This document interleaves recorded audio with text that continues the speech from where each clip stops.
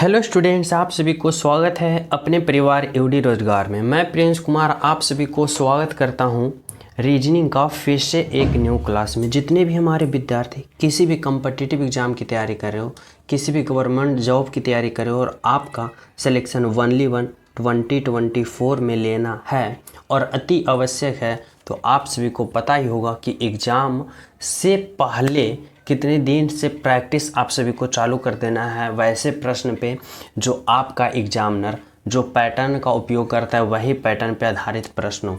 ये ना कि आप एग्ज़ाम आया तब आप लोग प्रैक्टिस से चालू कर दो, नहीं।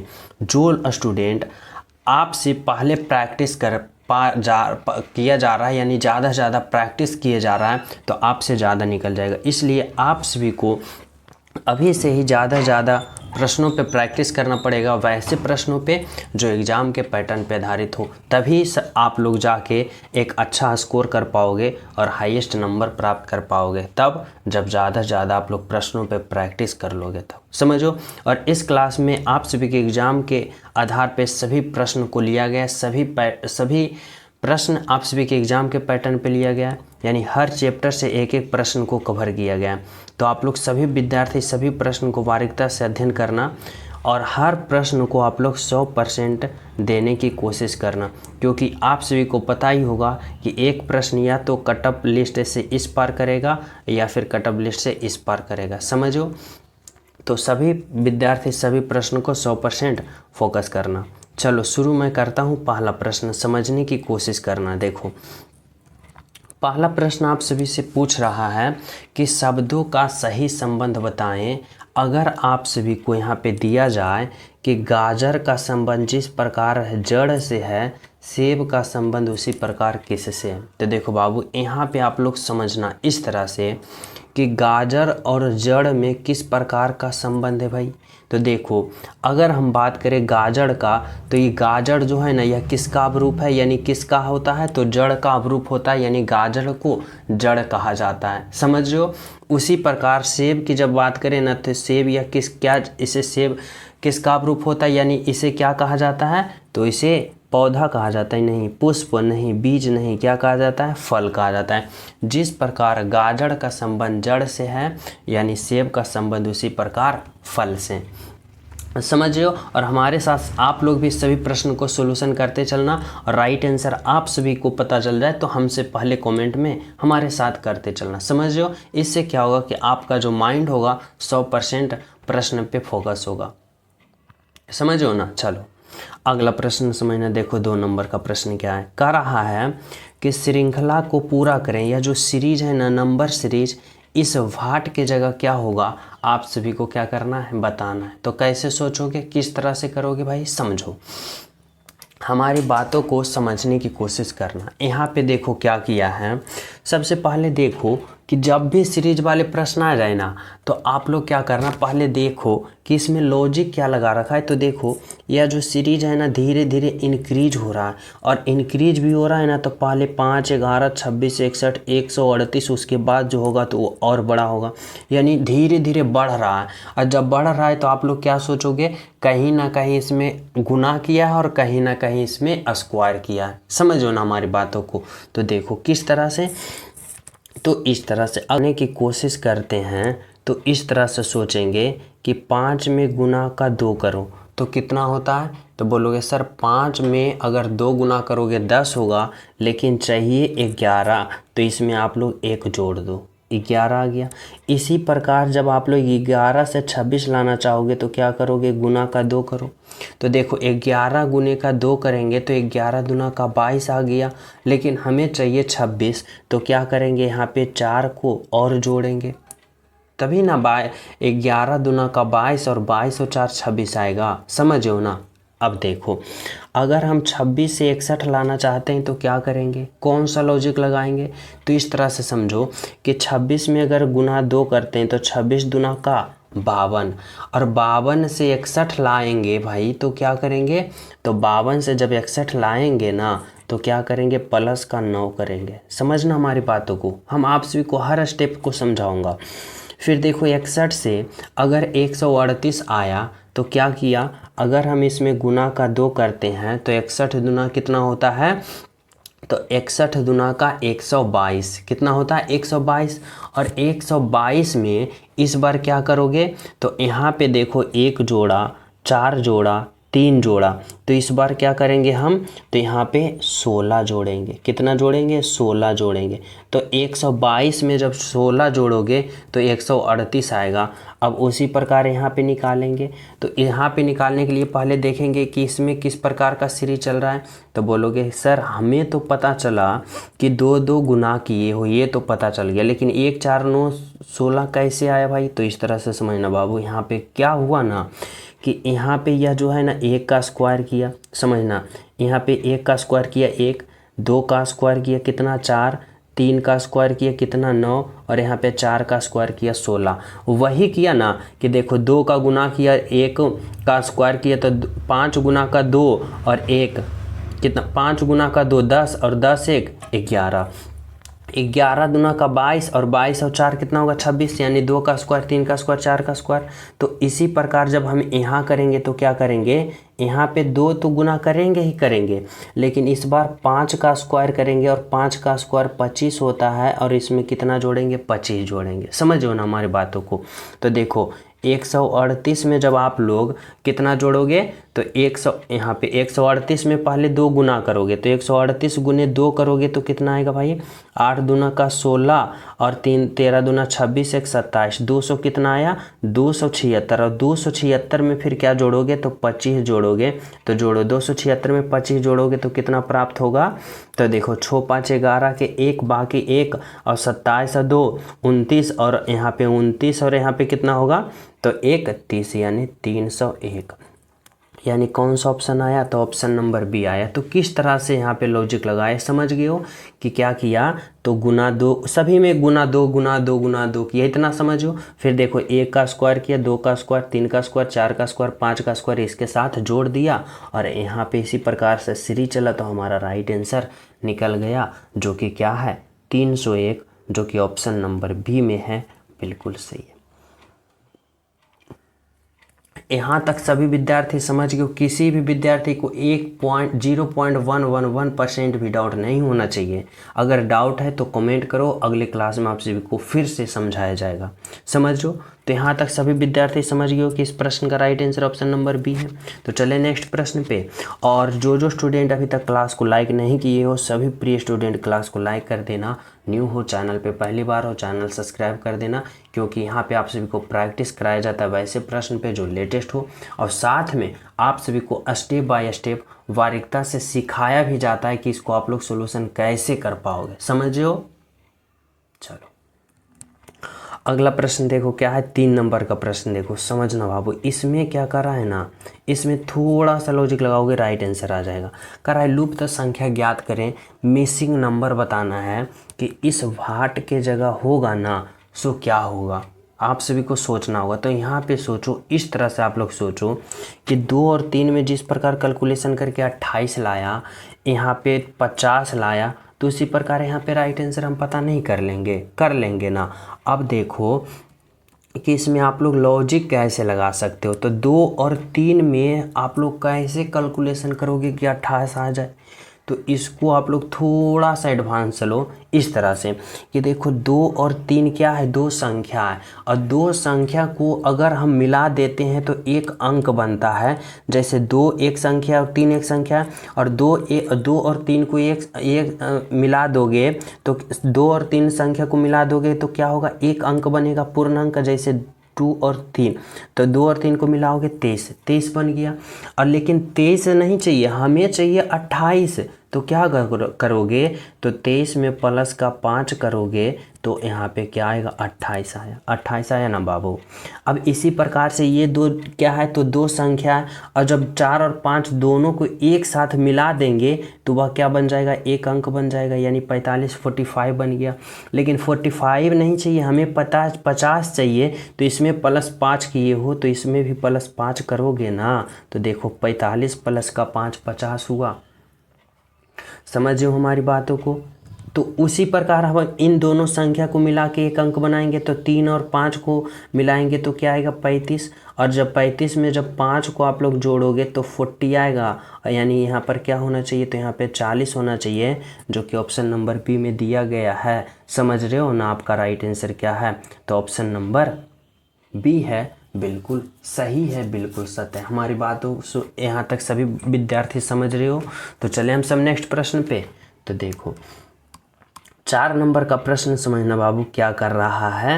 देखो मिरर इमेज बताना है, दर्पण प्रतिबिंब बताना है कि अगर इस प्रश्न के यहाँ पे मिरर लगाता है तो इसका जो प्रतिबिंब बनेगा कौन सा ऑप्शन के अनुसार बनेगा, सोचो। देखो मिरर इमेज में क्या होता है कि दाएं वाला फिगर बाएं में चला जाता है और बाएं वाला फिगर दाएं में चला जाता है। समझिए ना हमारी बातों को। अब देखो आप लोग इसमें क्या किया है, हमारी बातों को समझना। देखो यह जो है ना, इस तरह से समझो। देखो यहाँ पे ये क्या है, चतुर्भुज, और चतुर्भुज के अंदर इस तरह से के शेप को हम क्या कहते हैं, तो चलो इस तरह का शेप है। तो इस तरह अगर आप लोग यहाँ पे दर्पण लगाओगे ना, मिरर लगाओगे, तो क्या होगा, ये चतुर्भुज के अंदर ही रहेगा, ये तो सही है। लेकिन क्या होगा कि जो दाएं में है बाएं में चला जाएगा, बाएं में दाएं में चला जाएगा। इस तरह से समझो, जैसे कि इस तरह का फिगर है तो इस तरह का फिगर ही रहेगा, इस तरह से है, थोड़ा सा ऐसे है ना। देखो अब क्या समझना, यहाँ पे समझो, यहाँ पे क्या है, इस तरह से ऐसे है। अब देखो यहाँ से कट लगा है, तो यहाँ पे क्या होगा ना, तो देखो ये जो त्रिभुज जो वाइट वाला त्रिभुज है ना, इस तरफ है, यह उलट के इस तरफ वाइट वाला आ जाएगा। और यह जो इस तरह का त्रिभुज रंगीन वाला है ना, तो यह त्रिभुज रंगीन वाला इस तरफ हो जाएगा, यानी इस तरफ रंगा जाएगा और इस तरफ सादा हो जाएगा, यानी उलट पुलट जाएगा, समझो ना। और यहाँ पे देखो एक बिंदु जो दिया गया है ना, वह बिंदु यहाँ ही रहेगा। अब बताओ बाबू कौन सा ऑप्शन, देखो ए तो गलत है, ऑप्शन 2 देखो इसी की तरह है, ऑप्शन 3 तो गलत है, और ऑप्शन 4 जो होगा ना, यही आपका राइट आंसर होगा, बिल्कुल सही आंसर होगा। समझ गए हो। चलो देखो 5 नंबर का प्रश्न समझना, कथन और निष्कर्ष वाले प्रश्न है। इसमें आप सभी को कैसे करना है, तो इस तरह से करना है। करा है सभी बिस्कुट क्या है, बाजार है। तो यहाँ पे क्या लिखो, चलो बिस्कुट लिखता हूँ मैं। सभी क्या है, बिस्कुट जो है ना, यह सभी बिस्कुट क्या है, तो यह सभी बिस्कुट बाजार है, बाजार है। अब कह रहा है कि सभी बाजार अनाज है, यह जितना भी बाजार है ना, यह सभी बाजार क्या है, तो अनाज है। क्या है, सभी बाजार अनाज है। अब आप लोग निष्कर्ष पे आ जाओ। निष्कर्ष क्या कर रहा है, समझो। कह रहा है सभी बिस्कुट अनाज है, सभी बिस्कुट कहाँ है, तो देखो बिस्कुट वाले ये है, और ये सभी बिस्कुट अनाज के अंदर है, देखो अनाज के अंदर है, तो बोलोगे जी सर, यानी निष्कर्ष एक सही हो सकता है। अब निष्कर्ष 2 देखो, कह रहा है सभी अनाज बाजार है, सभी अनाज कहाँ है, यह है, यहाँ पे सभी अनाज है, सॉरी यहाँ पे देखो सभी अनाज है, कहाँ पे है, ये सभी अनाज है, और सभी अनाज इस बाजार वाले इस गोले के अंदर है, तो बोलोगे नहीं सर, क्या है, बाजार जो है ना अनाज के अंदर है, ये देखो इसके अंदर है, बल्कि अनाज नहीं बाजार के अंदर है, यानी क्या होगा, तो निष्कर्ष 2 गलत होगा।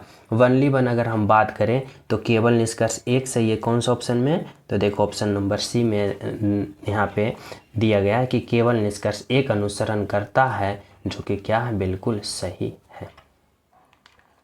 समझ गए हो। चलो अगला प्रश्न समझना क्या कर रहा है। देखो 6 नंबर का प्रश्न समझने की कोशिश करना। इसमें क्या है, यहाँ पे करा है ना बाबू, करा है दी गई आकृति में कुल त्रिभुज को काउंट करो। देखो यहाँ पे काउंट ऑफ ट्रायंगल है, यानी फिगर को काउंट करना है, त्रिभुज को काउंट करना है। तो कैसे सोचोगे, देखो सबसे पहले सॉरी यहाँ पे स्क्वायर का काउंट करना है, वर्ग का काउंट करना है, त्रिभुज नहीं काउंट करना है, क्या करना है, वर्ग काउंट करना है, समझो। तो कैसे करोगे, तो देखो इस तरह से आप लोग देखो, सबसे पहले तो आप लोग छोटे छोटे वर्ग को काउंट करो। जैसे देखो 1 2 3 4, फिर देखो 5 6 7 8 9 10, फिर 11 12 और 13।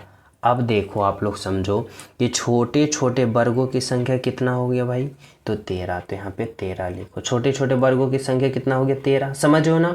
अब देखो अगर एक वर्ग की बात करें तो यहाँ पे क्या होगा, एक वर्ग ये हो गया, फिर एक वर्ग ये हो गया 2 वर्ग, और एक वर्ग ये हो गया 3 वर्ग, और एक वर्ग ये हो गया 4 वर्ग। समझ लो, तो छोटे छोटे वर्गों की संख्या कितना था 13, और यहाँ पे बड़ा बड़ा वर्गों की संख्या 4। अब जोड़ो 13 + 4 करोगे तो 17 आएगा, यानी ऑप्शन नंबर ए होगा। तो कौन सा ऑप्शन यहाँ पे दिख रहा है आपका राइट आंसर? तो ऑप्शन नंबर ए होगा। यानी इस आकृति में कितने वर्ग है, अगर हम बात करें स्क्वायर का तो कितने हैं, तो 17 वर्ग है, जो कि बिल्कुल सही है, बिल्कुल सत्य, ऑप्शन नंबर ए। समझ गए हो ना? चलो अगला प्रश्न देखो क्या है, समझने की कोशिश करना। 7 नंबर का प्रश्न आप सभी से क्या पूछ रहा है? देखो 7 नंबर का प्रश्न है ना, अल्फ़ा वर्ड का आप सभी को संबंध बताना है। अल्फ़ा वर्ड से कैसे? तो इस तरह से देखो, यहाँ पे बताना है MEAT से जिस प्रकार MATE बना है उसी प्रकार PEAL से यहाँ पे कैसे बनेगा। समझो बाबू, इस तरह से समझना, हमारी बातों को समझोगे बिल्कुल आसान तरीक़ा से बनाओगे। देखो पहले में जो M था, पहले में M लिखा, चलो भाई पहले में जो P था उसको मैं पहले में P लिखता हूँ, ठीक है। फिर देखो E दूसरे में था तो अंत में दूसरे में लिखा, ई देखो यहाँ पे दूसरे में जो है उसको अंत में चलो मैं लिख देता हूँ, अंत में ई लिख दिया हूँ। अब देखो ए जो तीसरे में था उसको दूसरे में लिखा, ए जो देखो यहाँ पे क्या है, ए देखो तीसरे में है तो उसको यहाँ पे क्या लिखो, दूसरे में, तो यानी ए यहाँ पे लिखो। अब देखो अंत में जो टी था तो यहाँ पे तीसरे में लिखा, और अंत जो एल था उसको यहाँ पे तीसरे में लिखा, तो PAL कौन सा ऑप्शन में दिख रहा है? तो देखो ऑप्शन नंबर ए में दिख रहा है PAL, जो कि बिल्कुल सही है। समझो ना? तो इस तरह से आप सभी को सोचना होगा। चलो अगला प्रश्न देखो क्या है, 8 नंबर का प्रश्न समझना। 8 नंबर का प्रश्न क्या करा है, यदि जोड़ का मतलब क्या है, घटाव है, घटाव का अर्थ क्या है, गुना, गुना का अर्थ भाग, और भाग का अर्थ जोड़, तो इतना का मान क्या होगा आप सभी को बताना होगा। तो कैसे सोचोगे, किस तरह से सोचोगे? तो इस तरह से सोचो कि जैसे जैसे कर रहा है उसका मान हम वैसे वैसे रखेंगे। देखो यहाँ पे 15 है, फिर क्या है गुना, देखो गुना का अर्थ क्या है, भाग है, तो यहाँ पे आप लोग भाग दो 3 होगा। फिर देखो भाग का अर्थ जोड़ है, तो यहाँ पे जोड़ दो 15 होगा। फिर देखो जोड़ का मतलब घटाव है, तो यहाँ पे घटाव दो 5। फिर देखो घटाव का अर्थ गुना है, तो यहाँ पे गुना दो 2। अब आप लोग क्या करो, तो इसका कैलकुलेशन करो, कैसे, बोर्ड मास उपयोग करके, यानी पहले भाग फिर गुना फिर जोड़ अंत में घटाव। तो देखो भाग दो 15 में जब आप लोग 3 से भाग दोगे तो कितना आएगा, तो 5 आएगा, और प्लस का 15 होगा और माइनस होगा। देखो जब भाग का क्रिया हो जाता है तो फिर गुना का होता है काम, तो देखो भाग का काम हो गया, फिर गुना करो तो 5 दूना का 10 होगा। अब देखो भाग भी हो गया गुना भी हो गया, इस बार जोड़ोगे तो प्लस का 15 प्लस का 5 क्या होगा, तो प्लस का 20 होगा, और माइनस का 10, 20 में 10 घटाओगे तो 10 होगा। ऑप्शन नंबर सी होगा, बिल्कुल सही होगा। क्या हुआ, तो ऑप्शन नंबर सी। समझ गए हो? तो चलिए नेक्स्ट पे। तो देखो नेक्स्ट प्रश्न आप लोग समझना क्या कर रहा है, 9 नंबर का प्रश्न समझने की कोशिश करना यहाँ पे आप सभी लोग। कर रहा है, दी गई उत्तर आकृतियों में से उस आकृति को चुनिए जिसमें प्रश्न आकृति उसी दिशा में निहित हो। देखो बाबू यहाँ पे क्या कर रहा है ना, कंडीशन लगा दिया गया है, यह प्रश्न आकृति है ना, और कौन सा ऑप्शन का चयन करोगे, ऐसा ऑप्शन को चयन करो जो कि प्रश्न आकृति उसी दिशा में निहित हो, यानी इसी तरह से होना चाहिए, जिस तरह से ये बना हुआ है ना इसी दिशा में सेम टू सेम होना चाहिए। तो अगर हम सेम टू सेम की बात करें ना, तो देखो कौन सा ऑप्शन में दिख रहा है ऐसा, तो ए गलत हो गया, 3 गलत हो गया, 4 गलत हो गया, बनली बन ऑप्शन 2 दिख रहा है। तो कैसे भाई, तो देखो सेम टू सेम कैसे बना, इस तरह से यहाँ पे देखो त्रिभुज है और यहाँ पे इस तरह से, समझो सेम टू सेम। यहाँ पे भी हो सकता है लेकिन इसका दिशा क्या हो गया, अलग हो गया। करा उसी दिशा में, देखो जिस तरह से इस दिशा में उसी तरह से इस दिशा में है ना, तो राइट आंसर क्या होगा, तो ऑप्शन नंबर 2 होगा, बिल्कुल सही होगा। इस तरह से आप लोग यहाँ पे जो निर्देश दिया जाता है ना, प्रश्न का जो यहाँ लैंग्वेज है उसको आप लोग समझना, उसके बाद ही आप लोग प्रश्न पे आना। ना तो यहाँ पे देख सकते हो ऑप्शन 4 भी मार सकते हो तो गलत हो जाता, क्या होगा ऑप्शन नंबर 2। समझ गए हो। चलो अगला प्रश्न देखो क्या कर रहा है यहाँ पे, समझना। 10 नंबर का प्रश्न, 10 नंबर का प्रश्न कर रहा है कि किसी सांकेतिक भाषा में इतना को इतना लिखा जाता है तो उसी भाषा में इतना को किस प्रकार लिखेंगे। हमारी बातों को समझना।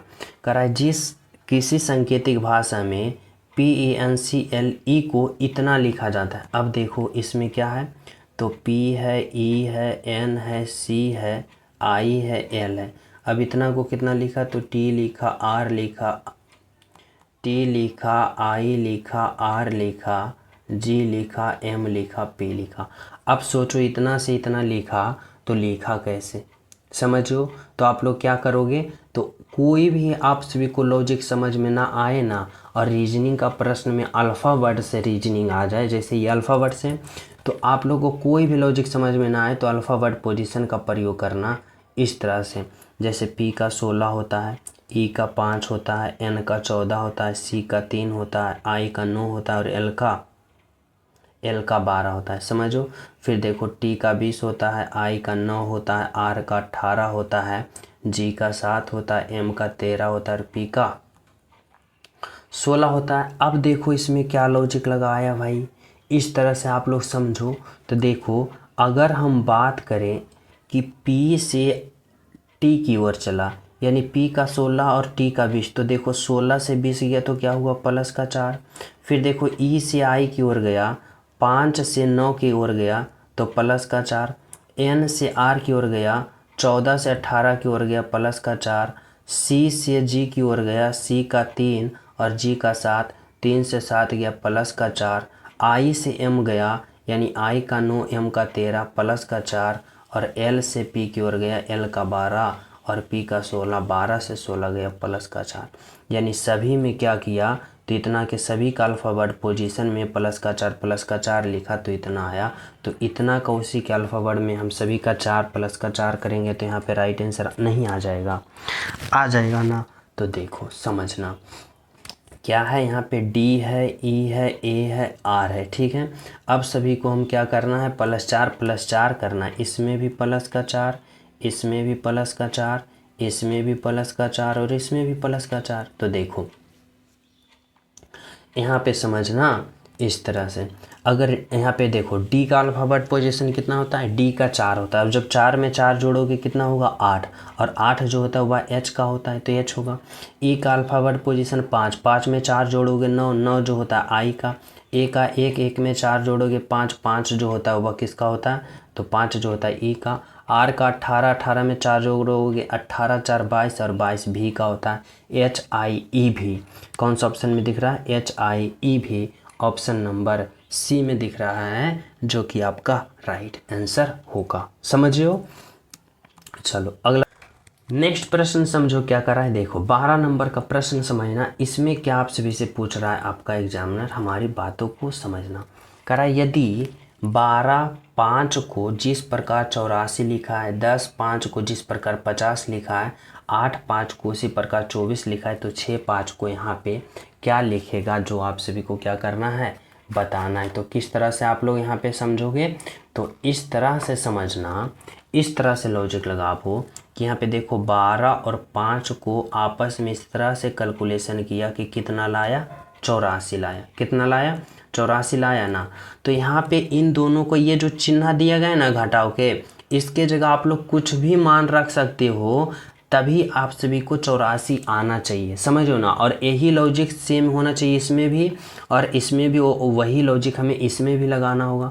तो कैसे सोचोगे, तो देखो इस तरह से सोचो कि 12 और 5 को हम 84 किस प्रकार से ला सकते हैं। तो इस तरह से सोचो कि अगर हम 12 और 5 को घटाते हैं, समझो, और फिर 12 जो पहले में है उसको हम क्या करते हैं, गुना कर देते हैं। तो देखो 12 और 5 घटाओगे तो क्या होगा, तो 12 और गुना का 12, 5 घटाओगे, 12 में से 5 घटाओगे 7 आएगा, और 12 गुने 7 करोगे तो बरसते का 84। देखो 84 आया, बोलोगे जी सर आया। अब उसी प्रकार इसमें देखेंगे क्या करेंगे, तो देखो इसमें क्या करेंगे 10 और 5 को घटाएंगे, तो 10 और 5 को क्या करेंगे घटाएंगे, और जो 10 पहले है उसको इसमें 10 गुना कर देना है। तो देखो 10 गुने 10 में 5 घटाओगे 5, तो देखो 10 बचेगा 50, देखो 50 आया। अब उसी प्रकार से इन दोनों में देखेंगे, तो इन दोनों में देखना इस तरह से क्या करेंगे, तो 8 में 5 को क्या करेंगे घटाएंगे, और जो 8 है उसको शुरू में गुना करेंगे, समझो ना। तो देखो यहाँ पे क्या आ जाएगा, तो 8 आ जाएगा, और गुना का 5, 8 में से 5 घटाओगे तो कितना आएगा 3 आएगा, और 8 गुने 3 करोगे तो कितना होगा 24 होगा। देखो यहाँ पे 24 है। अब वही लॉजिक इसमें अपनाना, क्या करना है इन दोनों को घटाना है, और जो पहले अंक है उसको गुना कर देना है, और जो आएगा हमारा राइट आंसर होगा, समझो ना। तो देखो यहाँ पे क्या है 6 माइनस का 5 करना है, और जो पहले में 6 है उसको गुना कर दो, समझो। फिर देखो क्या होगा 6 गुने 6 में से 5 घटाओगे क्या आएगा 1 आएगा, और 6 गुने 1 करोगे तो क्या आएगा 6 ही आएगा। यानी ऑप्शन नंबर जो होगा ना आपका 3 होगा, बिल्कुल सही होगा, बिल्कुल सत्य होगा, ऑप्शन नंबर 3। समझ गए हो? तो चलिए नेक्स्ट पे। तो देखो नेक्स्ट प्रश्न आप लोग समझना क्या कर रहा है, 13 नंबर का प्रश्न इस तरह से आप लोग समझना। देखो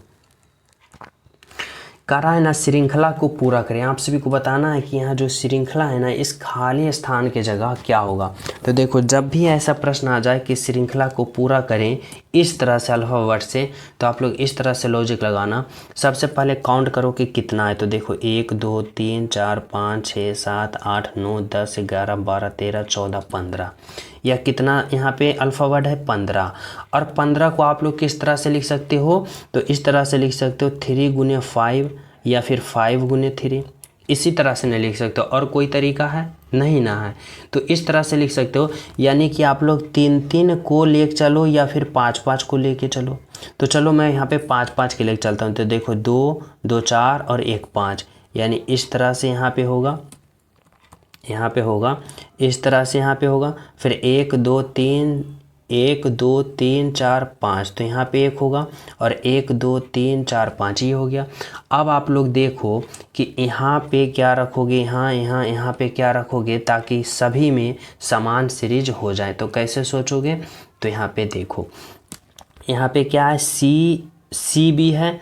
अगर यहाँ पे मैं क्या रखूँ, तो यहाँ पे मैं अगर सी रखता हूँ तो देखो क्या होता है CBCA, और फिर यहाँ पे मैं क्या रखता हूँ फिर यहाँ पे क्या होना चाहिए, तो यहाँ पे B होना चाहिए। अब देखो CBCAB, फिर देखो यहाँ पे C है, तो देखो CBCAB CBCAB, फिर CBC, यहाँ पे क्या होना चाहिए A होना चाहिए। अब देखो सभी में इसमें जितना है, इसमें जितना है, इसमें जितना है, सभी में क्या है सेम टू सेम दिख रहा है CBCAB CBCAB CBCAB। यानी यहाँ से क्या निकला C निकला, यहाँ से B निकला, यहाँ से B निकला, और यहाँ से A निकला। यानी कौन सा ऑप्शन है, तो ऑप्शन नंबर 4 है, जो कि आपका क्या है राइट आंसर है।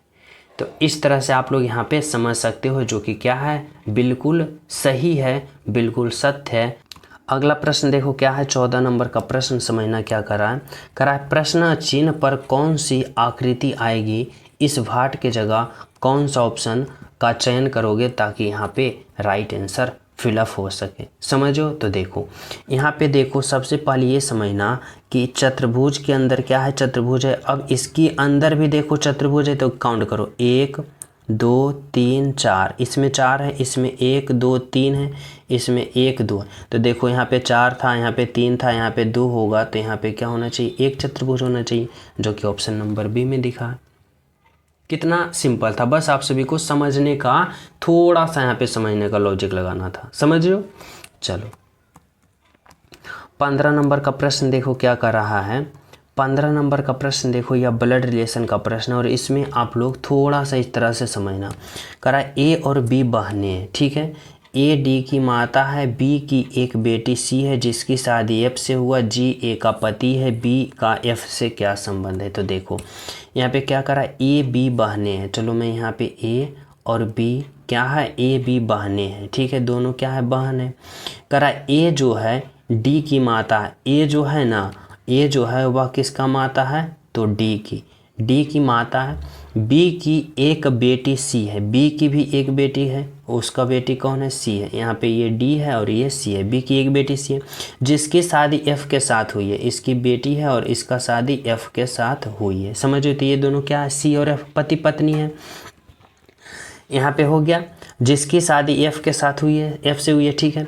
जी ए का पति है, जी जो है ना ए का पति है, यानी इस ए का पति यहाँ पे कौन आ गया, जी, और जी कौन है, पति है, तो पुल्लिंग होगा। अब देखो प्रश्न क्या कर रहा है, समझना। प्रश्न कर रहा है बी का एफ से क्या संबंध है, बी यहाँ है और एफ यहाँ है। अब देखो बाबू, बी जो है सी की माँ है और यहाँ पे देखो बी जो है सी की माँ है और एफ कौन है, तो एफ दामाद होगा। यानी एफ जो है ना बी को क्या कहेगा, तो इस एफ जो है बी को क्या कहेगा, तो एफ बी को क्या कहेगा, सास कहेगा, क्योंकि ये सी पत्नी हुई और पत्नी की माँ को क्या कहा जाता है, तो सास कहा जाता है। यानी क्या होगा, 2 होगा, जो कि बिल्कुल सही है। कितना सिंपल था, बस आप सभी को थोड़ा सा समझना होगा, ठीक है। चलो देखो अगला प्रश्न समझना। 16 नंबर का प्रश्न क्या कर रहा है, देखो 16 नंबर का प्रश्न कर रहा है यहाँ पे शब्दों का संबंध बताना है इस तरह से, जिस तरह से रक्त का संबंध हृदय से है, वायु का संबंध उसी प्रकार यहाँ पे किससे होगा। समझो, तो कैसे सोचोगे, तो इस तरह से सोचो कि रक्त का संबंध हृदय से कैसे है भाई। तो देखो अगर हम बात करें तो रक्त जो होता है उसका बहाव कहाँ होता है, यानी शुद्धिकरण बोलो या फिर पूर्ण रूप से बहाव होने के बाद अपने शरीर में कहाँ स्थानांतरित होता है, तो पहले रक्त जो होता है वह हृदय में भाव होता है। कहाँ होता है, हृदय में। उसी प्रकार बात करें वायु जो होता है, हवा होता है, वह शरीर के किस भाग से होता है, तो फेफड़े से होता है। यानी फेफड़े से जिस प्रकार रक्त का संबंध हृदय से है, वायु का संबंध किससे होगा, तो फेफड़े से होगा। यानी ऑप्शन नंबर बी से होगा, बिल्कुल सही है। समझ रहे हो। नेक्स्ट प्रश्न समझना क्या कर रहा है, देखो 17 नंबर का प्रश्न समझने की कोशिश करना। यह सीरीज वाले प्रश्न है और सीरीज वाले प्रश्न पता है आप सभी को तंग करता है, लेकिन तंग नहीं करेगा, बस आप लोग थोड़ा सा लॉजिक लगाओ। देखो यह क्या हो रहा है, धीरे धीरे इंक्रीज हो रहा है, और जब इंक्रीज हो ना तो इस तरह से सोचो कि देखो 6 से 13 गया तो क्या हुआ, प्लस का 7 हुआ है ना। फिर देखो 13 से 18 गया तो क्या हुआ, तो प्लस का 5 हुआ। फिर 18 से 25 गया तो क्या हुआ, तो 18 से 25 गया प्लस का 7 7 8 7 5 और 1 1 2 25 हुआ, ठीक है। 18 प्लस 7 25। फिर देखो 25 से 30 गया तो क्या हुआ, प्लस का 5 और 30 से 37 गया प्लस का 7। तो इस बार होना चाहिए, तो क्या होना चाहिए, तो देखो पहले 7 5 बढ़ा, फिर 7 5 बढ़ा, तो फिर क्या होना चाहिए, 7 बढ़ा, इस बार 5 बढ़ाना चाहिए, ठीक है। तो 37 5 करोगे कितना आएगा, तो 7 5 2 और 3 1 4 यानी 12, ठीक है। तो राइट आंसर कौन सा होगा, ऑप्शन नंबर 2 होगा, डी होगा, जो कि बिल्कुल सही होगा, बिल्कुल सत्य होगा। क्या निकल के आया, 42। यानी पहले 7 फिर प्लस 5 फिर प्लस 7 प्लस 5, इस तरह के सीरीज में चलें तो हमें राइट आंसर निकल के आया, जो कि क्या है, 42 है, बिल्कुल सही है। समझ गए हो। चलो अगला प्रश्न देखो क्या है, 18 नंबर का प्रश्न बताना है लुप्त संख्या मिसिंग नंबर इस भाट के जगह क्या होगा और कैसे होगा। समझो हमारी बातों को इस तरह से। यहाँ पे आप लोग सोचो कि 7 5 से जिस प्रकार 6 आया है, 5 21 से जिस प्रकार 13 आया है, तो 21 7 से उसी प्रकार यहाँ पे राइट आंसर का हम पता नहीं कर लेंगे ना। तो कैसे करेंगे, तो इस तरह से समझना, जैसे कि 7 और 5 से यहाँ पे 6 किस प्रकार से आया भाई, तो हमारी बातों को समझना। अगर हम इन दोनों को जोड़ते हैं तो 7 और 5 को जोड़ेंगे तो कितना आएगा, तो बोलोगे सर 7 और 5 को जोड़ोगे तो यहाँ पे 12 आएगा, और जब 12 में आप लोग 2 से भाग दोगे तो देखो 6 आया, तो बोलोगे जी सर। इसी प्रकार 21 प्लस 5 को जोड़ो, तो 21 प्लस 5 को जोड़ोगे कितना आएगा, तो 26 आएगा, और जब इसमें 2 से भाग दिए हो तो इसमें भी 2 से भाग दोगे, और 26 में 2 से भाग दोगे तो कितना आएगा, 13 आएगा, जो कि यहाँ पे 13 है, बोलोगे जी सर। अब उसी प्रकार से क्या करना है, इन दोनों को जोड़ना है, तो 21 प्लस 7 जोड़ोगे तो कितना आएगा, 28, और 28 में जब 2 से भाग दोगे तो कितना आएगा, 14, और यहाँ पे क्या होना चाहिए, तो 14 होना चाहिए, जो कि ऑप्शन नंबर सी में है, जो कि क्या है, आपका राइट आंसर है, बिल्कुल सही आंसर। समझ रहे हो ना। तो चले नेक्स्ट पे। तो देखो नेक्स्ट प्रश्न आप लोग समझना क्या कर रहा है बाबू।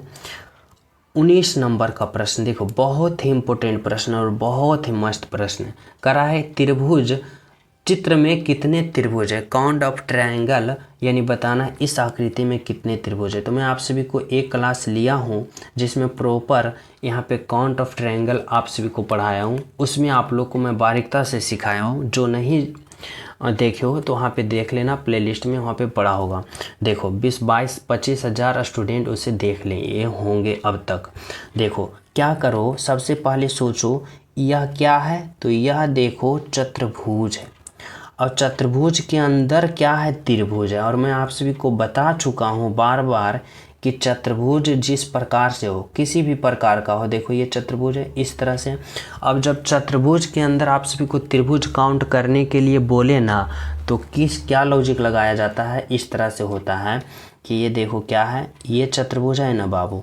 और चतुर्भुज के अंदर अभी आप सभी को त्रिभुज काउंट करने के लिए बोले तो छोटे छोटे खंड को काउंट करो, 1 2 3 4। छोटे छोटे त्रिभुज कितना है, तो 4, और 4 में अपने मन से 2 गुना कर दो यानी 8 होगा। यानी इस आकृति में इस चतुर्भुज के अंदर बनली बन त्रिभुज की संख्या कितना है, तो 8 है। और बाकी देखो कहाँ कहाँ दिख रहा है, तो 1 यहाँ, 2 यहाँ, 3 यहाँ, 4 यहाँ, यानी 4 इधर हो गया। तो 8 प्लस का 4 12, बोले तो ऑप्शन नंबर सी, जो कि बिल्कुल सही है। समझ गए हो, किसी को कोई भी दिक्कत नहीं होना चाहिए। चलो अगला प्रश्न देखो क्या है, 20 नंबर का प्रश्न। और यह प्रश्न मैं आप सभी को होमवर्क के रूप में देना चाहता हूँ। बहुत ही सिंपल आसान है। इस वाट के जगह कौन सा ऑप्शन वाले फिगर को उठा के यहाँ पे रखोगे ताकि यह प्रश्न आकृति पूर्ण रूप से बन जाए, जो आप सभी को सोचना है, समझना है और बताना है। तो कैसे सोचोगे आप लोग, राइट आंसर इस प्रश्न का कमेंट में करके ज़रूर बताना। बहुत ही सिंपल, अगर थोड़ा सा अपने माइंड का 1% भी उपयोग करोगे राइट आंसर आ जाएगा। समझो ना। और जो क्लास को लाइक नहीं किए वो लाइक कर देना बाबू। और जो न्यू हो तो चैनल सब्सक्राइब करके बेल आइकन प्रेस जरूर कर देना ताकि हर क्लास का नोटिफिकेशन मिल सके। और साथ ही टेलीग्राम का लिंक डिस्क्रिप्शन में, वहाँ भी ज्वाइन हो जाए। तो चलो मिलते हैं आप सभी को शाम वाले क्लास में। जब तक सभी को हमारे तरफ से जय हिंद।